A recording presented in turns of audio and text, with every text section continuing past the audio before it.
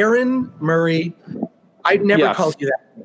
Aaron Murray. No, I always called you AP. It's always AP. I usually went by AP, especially during that period. Now, sometimes I go by Aaron because AP is associate producer, right? And so that can be confusing on set. So I kind of changed it back to Aaron.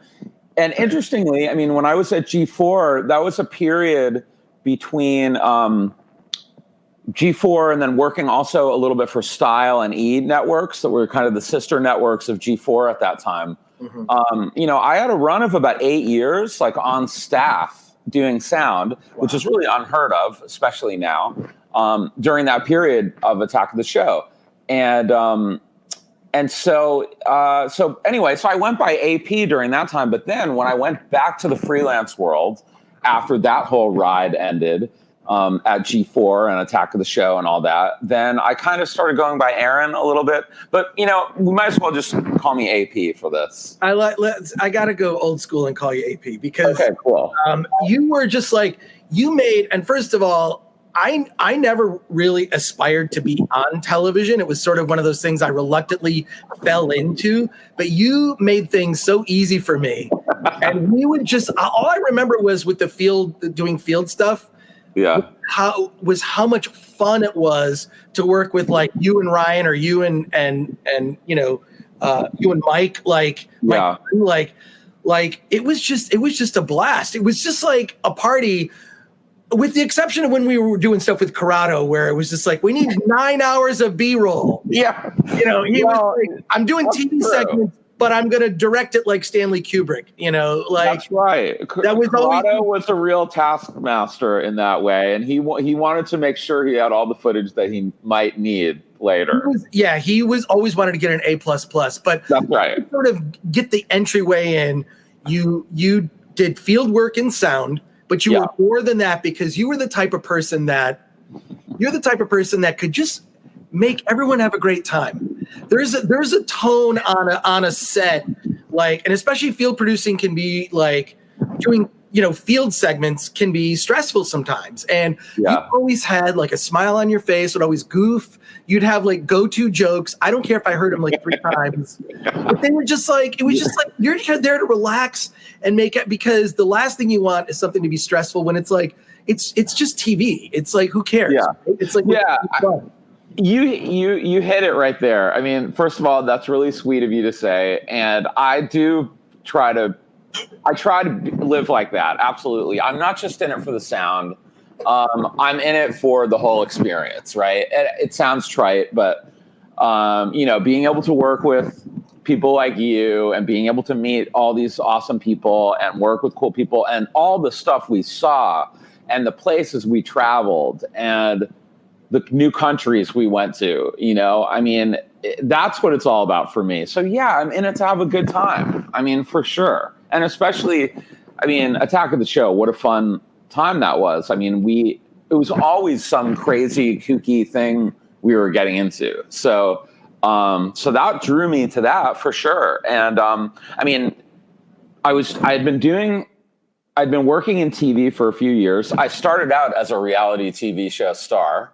That's originally how I moved to LA a couple of years prior. I think I started at G4 in the fall of 2004. So in 2001, I'd moved to Los Angeles, moved to Hollywood, and got into all elements of TV and film production. At that stage, you're a PA. I worked as a production coordinator, as an associate producer. I was a camera operator. I worked in art department. I did like every job. And then, probably like within the year prior to working at G4 was really the time when I really got into doing sound.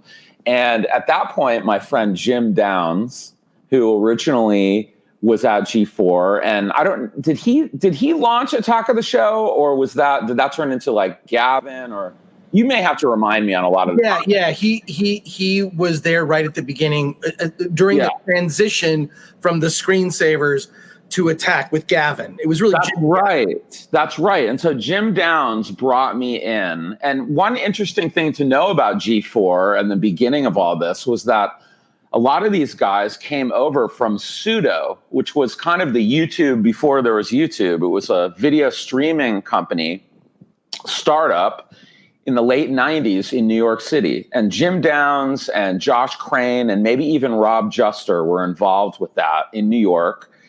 They came out. I had met somebody through my band's manager. I met somebody from Atlantic Records, and she knew somebody else. And that person introduced me to Jess Zano, who introduced me to Jim Downs, and we became fast friends. And Jim brought me in to G4 TV. And you know, he did so much for me there. I mean, it gave me an 8-year run working at G4. Well, I was brought in by Gavin. I also had an 8-year run. I was on like 3 episodes of Screensavers when I was told the name of the show is going to change to Attack of the Show. Yeah. You can't tell anybody. And I thought that was the dumbest name for a show I've ever heard. Yeah, totally. I thought at the time, I thought it was really stupid. Yeah. But obviously it grew on everybody. Tell me a little bit about like your role. I mean, you did sound on, I mean, we worked together on so many field pieces, whether it was doing stuff, you know, I spoke to Jeff Wong and we talked about, you know, doing stuff, doing the Asian Underground segment. Oh yeah. We did that segment. And then, you know, we also did field pieces at, you know, South by Southwest and places like Sundance. I mean, there was a lot of travel that we got to do. And then additionally, you know, like there were things like San Diego Comic-Con, but you were involved in some seminal moments for Attack. I mean, to jog your memory a little bit, and if you could like repeat the question sort of in your response, so we can cut me out. But like, wasn't there? Correct me if I'm wrong, and maybe tell this story of like Kevin and Olivia and you and like you had a crew like went to Hawaii and it was supposed to be this big reveal of like Olivia in a bathing suit. Wait, so who reminded you of this story? Because this is the exact story. Christopher Flynn, but like, can you tell that story from your perspective? Yeah, so I mean, I think I have a lot of memorable stories from my time on Attack of the Show. A lot of it is a little hard to remember because we did have fun on that show. We went out, and after we were done filming, if we were traveling, we would go out and we would party down, right? If I remember correctly. So some of this is a little bit blurry. However, here's my story about that time when we went to Hawaii, from what I can remember, which is we were filming. Was this part of like a 420 special? Do you remember, or something? I think it was part of some 420 special. I think on that trip, it may have been part of it because I know we did the Jamaica one, but there may have been another one. I'm not sure, but I want to hear these iconic stories of moments, because this is one that's been repeated to me by more than a few people. Yeah, all right, there for it. So So if I can remember correctly, it was Corrado and Christian Hansen were had come out earlier potentially to do some scouting and get ready for us to come out. I think it was Ryan Graham and I were the crew. And we got to Hawaii. We probably had already done some filming, but we were scheduled to shoot something with Olivia Munn, maybe Olivia and Kevin, where Olivia was supposed to be in a bikini, right? Because of course, got to have Olivia in the bikini to get the ratings, right? So she was having some dispute with something that she didn't want to do, or something where her management was in an argument with production. And I don't remember the specifics of what she was angry about, but she did not want to do this bikini shoot. And so we came down at our call time, which is the time that the crew has to arrive to get ready to film. And we were down by the beach. We had everything set up. We had all of our equipment. We may have had some lights set up and all this stuff. We were going to shoot this mini segment. And right? She doesn't show up.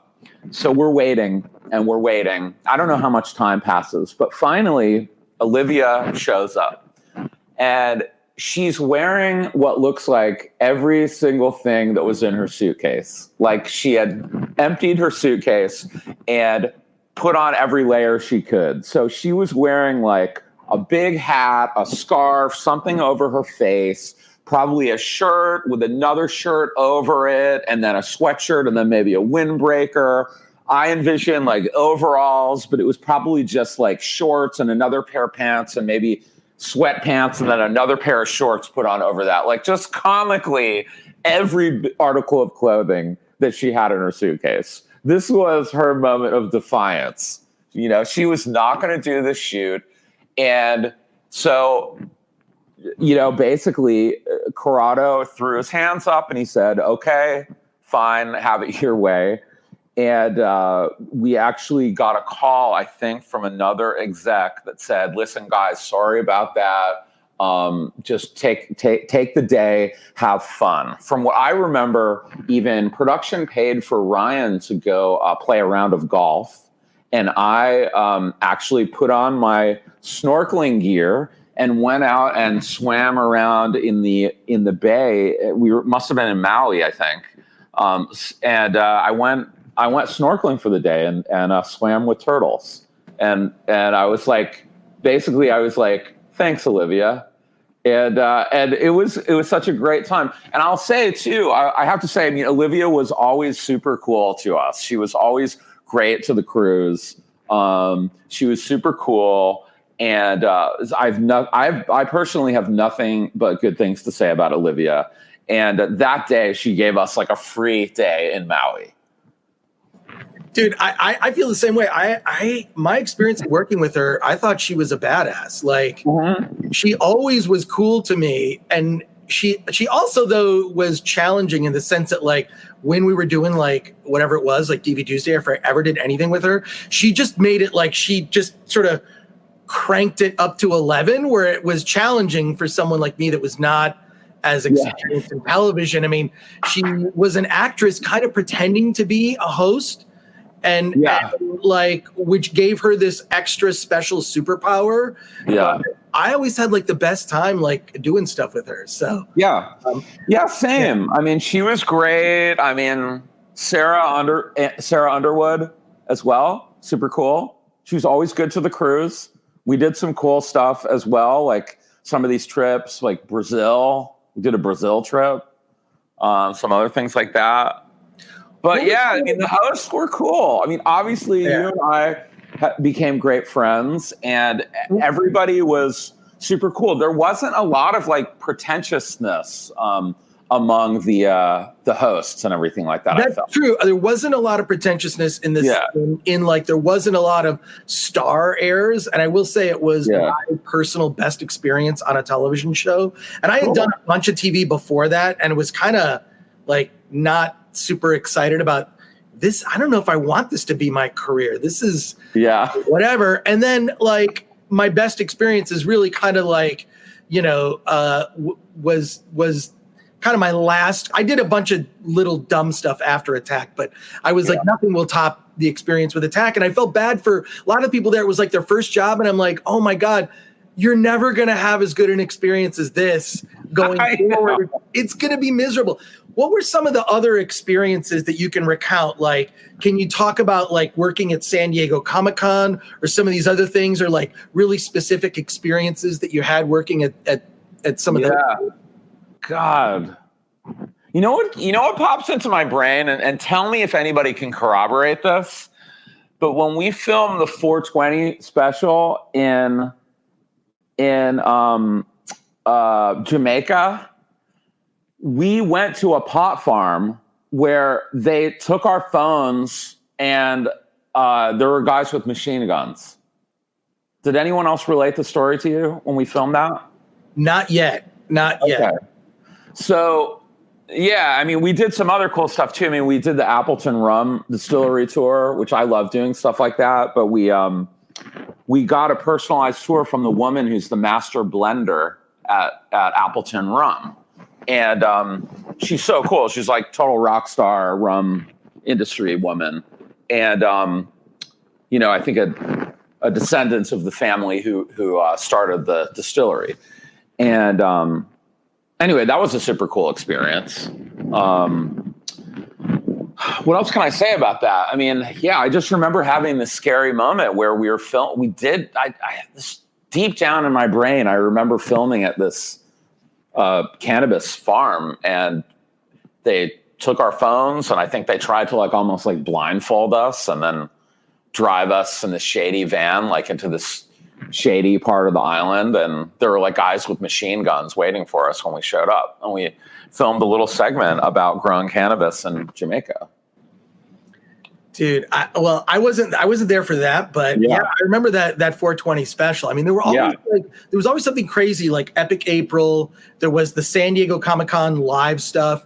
Do you have like in your mind like what you would consider sort of the best host stories? Like this thing with Olivia, in Hawaii, I think is hilarious because it's a really good one. It's totally her personality to like, you're not going to control me. Like I'm going to be who I am, on my own terms. And that's actually something I appreciated about Attack the Show in terms of my experience was it was the first time I was able to be myself on television. And I don't know if it was because of people being naive on the network, but like I could be myself, and like Olivia clearly took advantage of that, and especially Kevin as well. Like there was this freedom that was given to the hosts that may have never been given to hosts. It was actually very non-corporate at the beginning. Like I'm talking 2005. It was very non-corporate. Totally. A little towards the end got more corporate, and like as kind of the hammer came down. But do you have like in your mind what you could be like? Oh my God, that was a best moment. I mean, like there's one just popped into my mind, which is like a Zach Selwyn segment that we did. I mean, Zach is another guy from that era who we still remain friends, and another super cool host and somebody who I always thought was like really talented. But we did a segment, and it was featuring Ron Jeremy, and I don't know if you remember this, but it was a segment that we filmed with Zach Selwyn featuring Ron Jeremy, where Zach is playing a newlywed, and he and his wife have moved into this new house, and the friend comes over and he's like, "Oh, I recognize this basement from something. I can't put my finger on it." And it turns out that it's Ron Jeremy walks up the driveway, and it turns out that it was like a porn house, and it breaks this nice moment of the couple moving into their first home together. And it turns out it was this porn house, and they put on the black lights, and there's like, weird spatters and whatnot over the walls of the basement, and Ron Jeremy comes in and to hang out. And so it was quite funny when Zach's brother-in-law walked up the block. Somebody said, "Oh, hey, Ron Jeremy's walking up the block," and it was just his friend that had or his brother-in-law that didn't really look like Ron Jeremy, but maybe from afar, and it was a funny moment. But I think the best story that happened that day was, and I don't know if you can even put this on this doc, but what happened was Ron Jeremy's on set, and we're resetting or whatever, and we're kind of hanging out on the other side of the room, and there's a craft service table set up, and craft service is where you have all your snacks and drinks and stuff like that for the cast and crew. And this is way pre-COVID, right? And so there was a big bowl of M&Ms, just a bowl of M&Ms, loose M&Ms, just a bowl there for the taking. And we're standing kind of by it, and we look over and we see Ron Jeremy walk over, and he sticks his hairy hand into the M&M bowl and kind of shuffles it around, and he's eating these M&Ms out. My friend and I, maybe one of the crew members we look at each other and we're like, don't eat the M&Ms. Ron Jeremy is just jamming his hand into the M&Ms, and we don't know where Ron Jeremy's hand had been. So from then on, I swore off eating loose M&Ms like that. And luckily now we don't have to worry about that with the pandemic. Well, Ron Jeremy eating M&Ms. Oddly, we know that we do know where Ron Jeremy's hands have been. Yeah. So, I'm looking for stories that kind of like fit footage that we have, right? Something that happened on camera. Like that segment is great. Because we can find that segment. We actually spent a lot of the lockdown was spent building a library of like we have of every single host that's been on Attack of the Show. We have like a best of hours worth of stuff. We've logged things. So we're like now using the interviews to kind of like to assemble like the ultimate oral history, which you're a part of. But are there other segments that you did that like aired on Attack of the Show where you can talk about, maybe you can talk about like, Asian Underground. There was a fun moment. I'm pretty sure you were there when I tried to do the high kick. I think so. I mean, and did you rip your pants or something? Yeah, I fell badly on my back. Were these the ones where we would go into like cool video stores and video game stores and shit like that and shoot little stand-ups? Yeah. I don't know if you remember that, but there's. I don't remember that exact one. But any other, just to jog your memory, any other kind of like, whether it's like San Diego Comic-Con. I mean, one thing that was always cool is, a lot of things like, hey, you're done with work, you're like, see you later. But it was like done with work and then like, okay, where are we going? Because I remember, especially during San Diego Comic-Con, because we're all kind of stuck with our hotels, and be like, well, let's just go into the gas lamp. So to be like this big group, going in, from G4 to sort of explore the gas lamp during Comic-Con, which is all like amazing. So it's always fun, for sure, like traveling for TV or film. I mean, one reason why I like working in TV and film is because of the traveling and because of hanging out after the shoot with your buddies and your crew. And rolling out after the shoot with 10, 15 people, super fun. And I mean, I remember, like, for instance, like Tokyo really is probably some of my most memorable stuff. All the stuff that we filmed in Tokyo, we would stay in Shinjuku. And if you know anything about that area of Tokyo, it's really where a lot of the exteriors of Blade Runner were modeled after. There's this like kind of steamy, kind of underground, like food stall area that's like totally Blade Runner. And we all would go, we'd be working during the day, and then we'd all get together and we'd go down to these kind of food stalls at night.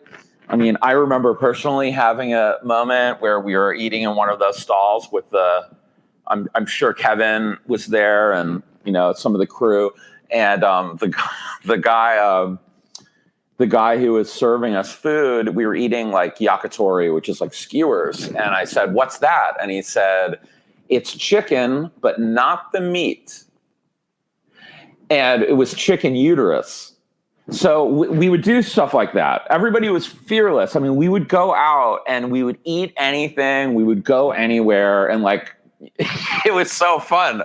And many times I had these experiences. Also out with, like I remember with going somewhere with X-Play, different show, but we went and had like Wagyu steaks, like in a top of an office building in Tokyo one time, like the ultimate steak experience. And, that really describes like all of our travels with Attack of the Show. We would always go out and party and have a nice dinner and experience something new. What were some of the stories of like working with specific hosts? Like my experience of working with Kevin was the best person I ever worked with in television. Like, I mean, he was so quick-witted, so like 9 steps ahead of everybody. So like, also his demeanor on set. I always admired the fact that, because I would come in once a week and I would generally deal with a producer and then be led in. It's like, well, here, time to do your 4-minute segment. And then I would be let off. Yeah. The name of everybody on set. And I always felt bad. Because I just didn't spend as much time. And so they all knew me. They were familiar with me being on camera, but I didn't know Kevin knew everybody. Yeah. And I think that's something that's rare. What can you say about your work experience with Kevin and like how he was both on and off camera? Yeah. I mean, Kevin and I think related to each other a lot because he's also a musician. He's a great drummer. And we actually had a few jam sessions, maybe a couple times on set. I remember I had a few times I'd come in to help out, like set up a band on stage when we had a couple bands playing live performances on Attack of the Show, which was rare, but kind of like at the beginning we would do that. And a couple times after work too, we jammed. So he was just like, he was a great dude. I totally agree. I mean, super witty.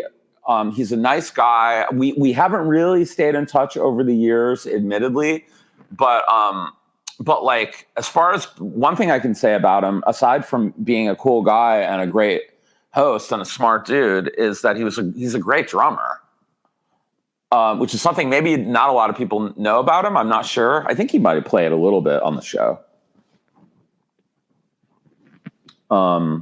But yeah, I mean, I don't know. What else can I say about him? I mean, he's a musical guy. That's true. Not just drums. Do you remember the one thing that came into my brain, like Popo Zao? Do you remember was that a Kevin Federline thing? Popo Zao, Popo Zao? I don't know anything about that. It was it was a spoof, I think, Kevin had done on Kevin Federline putting out like a bad song called Popo Zao.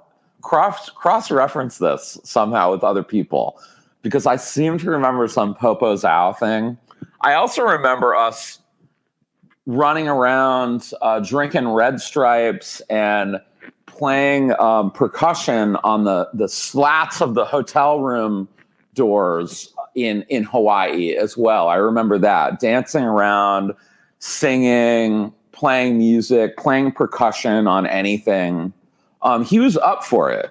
I mean, that's what I remember about my time working closely with Kevin, is that he's pretty much up for anything, and especially up for anything musically speaking, I mean, what was weird was how many other talents he had outside of G4. I mean, he could also like build a computer, and things like that. And, like, he just had like this sort of odd set of skills, and one being, I believe, kind of bred in a lab, to do Attack of the Show. Like, my experience working with him too was he was sort of like Bugs Bunny, I would describe him, because he was an instigator of all the other Toon characters, which were, it was, for me, Attack of the Show was like Kevin Pereira and Friends.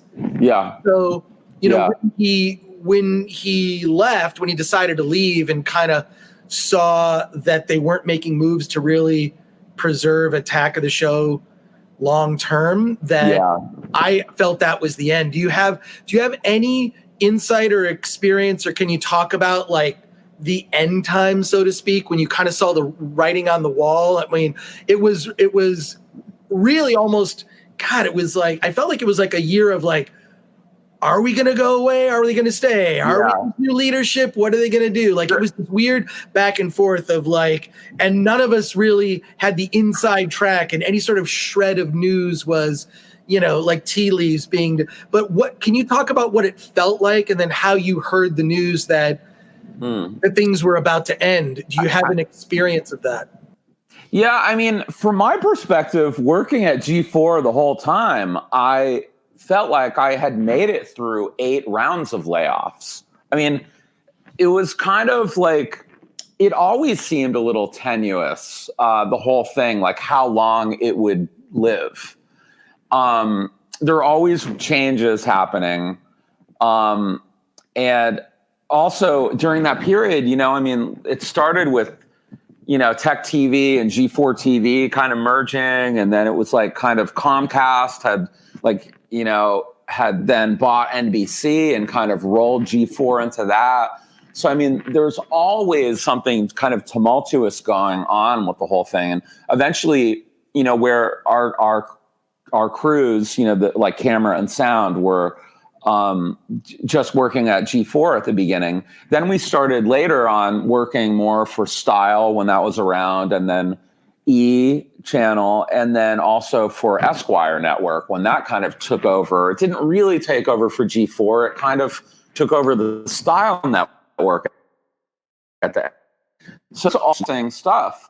But that's TV. I mean, to try to have something succeed and be profitable, and it's a struggle to do it, especially like at that time, I mean, it wasn't, it was definitely more of a traditional cable world a little bit more back then. So it's never easy. In fact, it's more of a, it's more rare for the show to be successful and to keep going forever, for sure.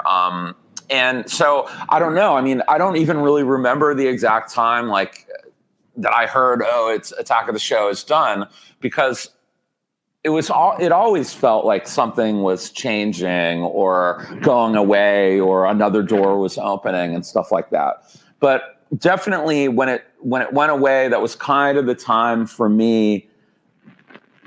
Things were changing as well at E, and it was really, I mean, we did all get laid off, officially like everyone else.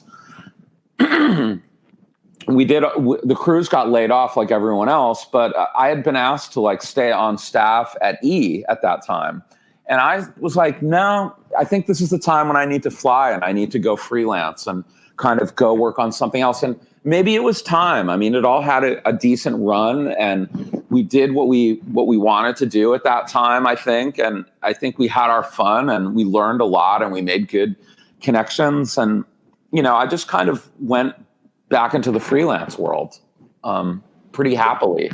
I mean, to try to explain to someone who just works a 9 to 5, what it's like to work in television. I mean, it's effectively a freelance job that you're employed for a certain number of weeks a year, and then you're not employed for a certain number of weeks a year. And I wasn't even brought on full time until like, a couple years into doing it. Maybe it was like three years or more. And then suddenly they're like, okay, you're not freelance anymore. You can be a full-time employee.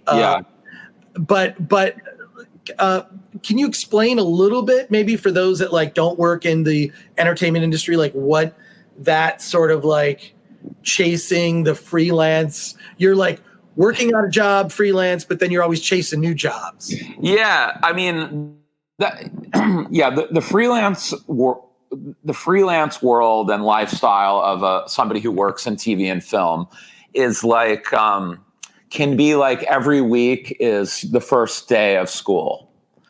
And a lot of times, I mean, it's great to work with old friends, but a lot of times, yesterday I worked with a crew that I'd never worked with before, anybody. So you're always getting into new situations with new people and seeing how you're going to gel with them. And so this week I had 4 different shows that I'm working on. So 4 completely different things, 4 completely different time cards. Sometimes I will have 4 COVID tests for these jobs in 1 week. I don't know how this works as far as this being evergreen, but to put it into perspective, I've done over 100 COVID tests during the pandemic for work, because it's all different shows, different weeks, different things, different shoots, different locations. And I never was sick once, never had any symptoms. I'm now fully vaccinated, and I've had over 100 COVID tests. So it's stuff like that, but, I get to be, I sort of get to make my own schedule. I'm always hunting down work, but if I want to not take work or not look for it and just go do something, go away for a month, I can go do that. And so I like having that freedom. To me, because we're doing 13-hour days plus. And so, you can get paid okay to do a chunk of work and do a few of those really long days. And then you can afford to maybe take a few days off that week, or maybe take the next week off, but it really is just about hunting down work. And it's like the first day of school every week. When the show ended, do you have any memories of how you said goodbye to people? Because even though everyone pretty much kept in touch on Facebook, or at least Facebook was the place, I don't spend very much time on Facebook anymore. Yeah. It's just our current divisive world is just like, I don't want to argue with people about shit that I don't care about. I'm with you. I'll argue with you about Batman, but I don't. Yeah, I don't want to argue about stupid shit. I know you will. Yeah, I'll argue with you about Batman, but what was that feeling like that ending? And do you have any specific memory about what it felt like at the end, or how goodbyes were said? I mean, I'm sort of an Irish goodbye kind of guy, personally. So many times I will just slip out of the party without saying anything, admittedly. That being said, it did feel like a loss. I guess I remember walking around the office and saying bye to people from time to time at the end there. But really the people who I was really closest with during that time, I stayed in touch with, and we never had to say goodbye. The ones that we had a good relationship, but just like we were Facebook friends and stuff like that, kind of stay in touch with them that way too. And sometimes our paths cross. But the relationships that we made there, of the few that there were a few of them that were really special and deep. And those guys, we still all stay in touch. So didn't have to say goodbye to them, and I would say the rest, just like social media and stuff like that, which is good. And a bunch of those people I ended up working with over the last decade. Can you, first of all, I'm Irish, and I'm an Irish kind of guy. I'm totally, dude, I am Irish, and Gore is an Irish name. And so I'm just like, well, the party is in full swing, and now I'm just gonna make my exit. Yeah. I think if that's the way you deal with it, then I think that's perfectly fine. You know, I'm a big fan of that. I don't always do it, but if it works for you in that moment, then I say go for it. Yeah, that's kind of. I mean, I have my own last day story, but Okay. But what But to reiterate, look, the bottom line is sometimes things fall through the cracks. And the thing that I do remember that the crews, the four of us, the principal field crew, which is Josh, Mike, and Ryan and I, we were not invited to the Attack of the Show wrap party. And that fell through the cracks. That was not meant to be. I'm sure we were meant to be invited, but in the end, we were not told about it or invited. I think we found out just after the fact. No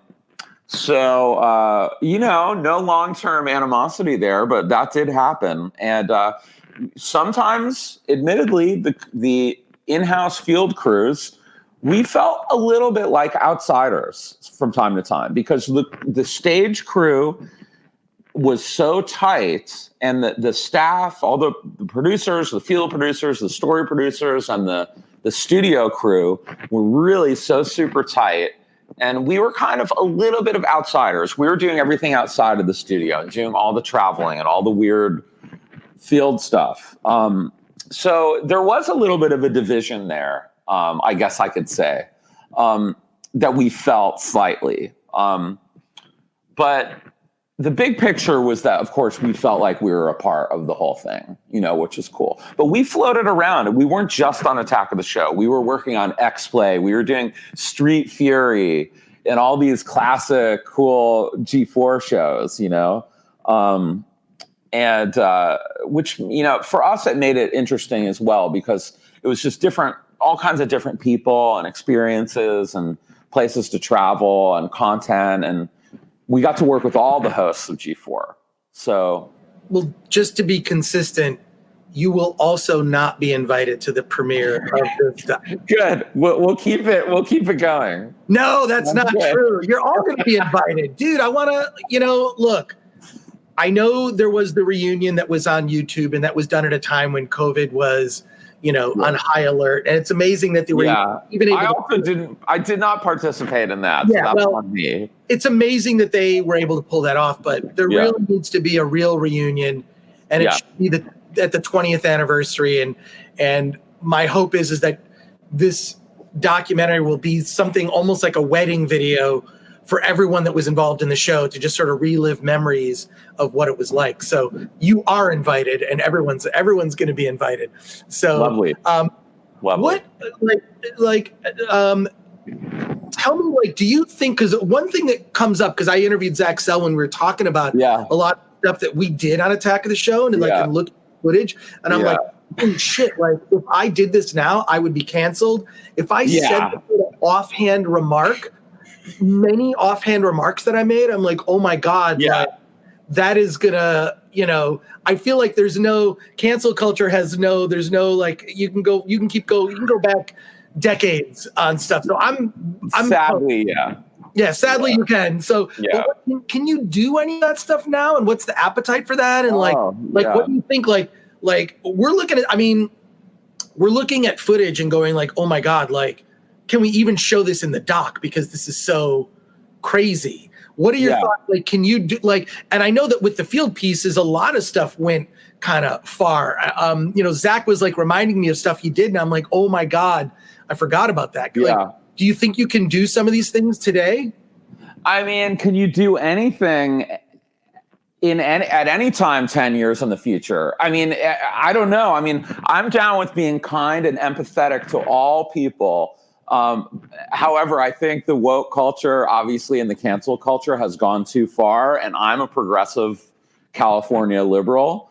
I think when it comes to comedy, I think you should have carte blanche. That's the one thing. If you're clearly on a stage doing comedy, I think you should be able to get away with whatever you want. And if you lose people because they think it's offensive, then okay, I think another viewer will come in to take their place. So I don't know. I mean, I think probably a lot of this stuff, people would complain about it if they saw it now.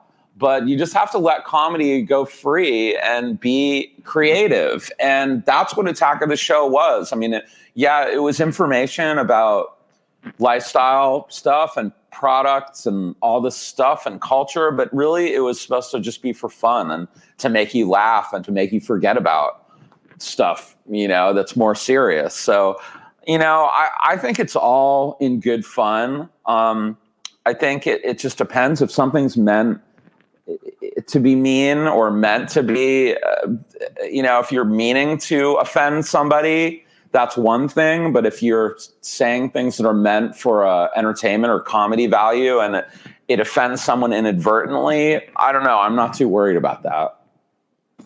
Dude, you summed it up perfectly. And my thoughts too. I've always been very progressive, and I'm just like, hey, you have the freedom to joke about things. Yeah. And, but look, I push the limit. I know I push the limit with things that I did. I mean, there was Keith, the guy from Legal, who allowed me to, mispronounce swear words and stuff. I could get away with saying Shathid on the show. Okay, instead of shithead. But got it. Yeah, so it's just little things, but I don't know, whatever. What is there something I didn't ask you that's a story where you're like, this is my amazing Attack of the Show story that I've repeated to people that you need to know? Is there something that you can think about, in the recesses of your? I mean, my memory is we always had so much fun. It never, especially with the field pieces, the studio could be stressful sometimes. The field pieces were only stressful if Corrado wanted 9 more hours of doing it. But Ryan brought up that incessant clicking. It would be when Corrado was feeling nervous or stressed, he would click his pen, and like he wouldn't realize it. I was like, click, click, click. We'd be filming. I'd be like, dude, I'm hearing it. I'm hearing the pen. Right. That's so great that you could always, with being, on the sound, you can sort of shut some things down. Yeah. Is there any story that? I mean, fuck. I mean, already you jogged my memory a little. I mean it. I'm foggy of a lot of my history. So the specifics, a lot of these stories, I'm like terrible with, honestly. I mean, God, I think it's hard. I mean, I think I can remember. I think the whole span of G4, I have stories about all the shows, but like Attack of the Show specific, I'm not sure if I'm remembering anything else right now. If I think of something, maybe I'll record it and send it to you. No, definitely. If you think of something, just something like, we're trying to marry a lot of that to footage. Aaron Murray. Yeah. I mean, I still gotta do AP, man. And AP. Look, when your band comes back, you have to let me know, because I must have seen your band like I must have seen them like 4 or 5 times at various venues. There was that venue that was on Pico, and then in Hollywood, and like I came to see your band many times. It was a fun run, and I mean that we originally we used to cover the Channel 101 stuff, which is where they had a famous series called Yacht Rock. Right. And then our band started playing Yacht Rock shortly after that. We were sort of inspired by that, and I found out about that through G4, and maybe those segments were on Attack of the Show. I'm not sure. Yeah. The Channel 101 stuff. Thank you for doing this interview. Thanks, man. That was fun.